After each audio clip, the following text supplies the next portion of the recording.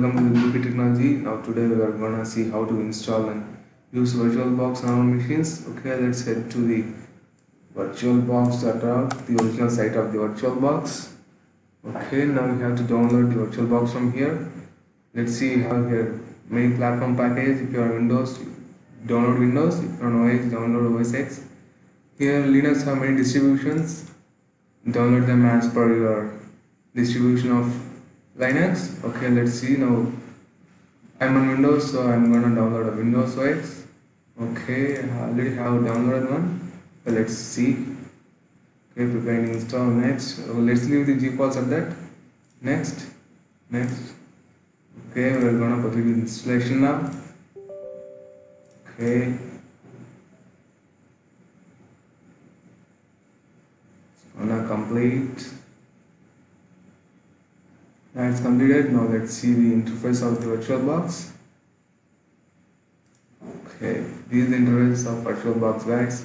I already have Windows 7 since I already downloaded it once. Okay, if you want to add a new machine. Okay, here let's see.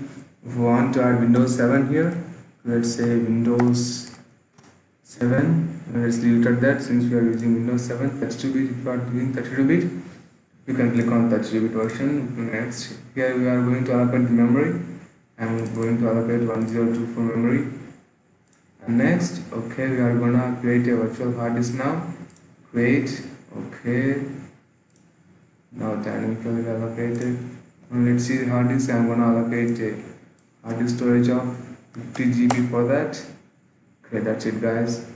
Now we have created. Now it can't run directly if we don't add ISO image. So let's head to settings and storage.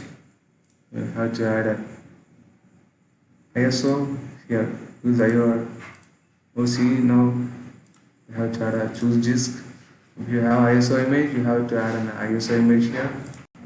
And if you start, the original start. Thank you guys for seeing this. Hope you enjoyed this. See you in the next video.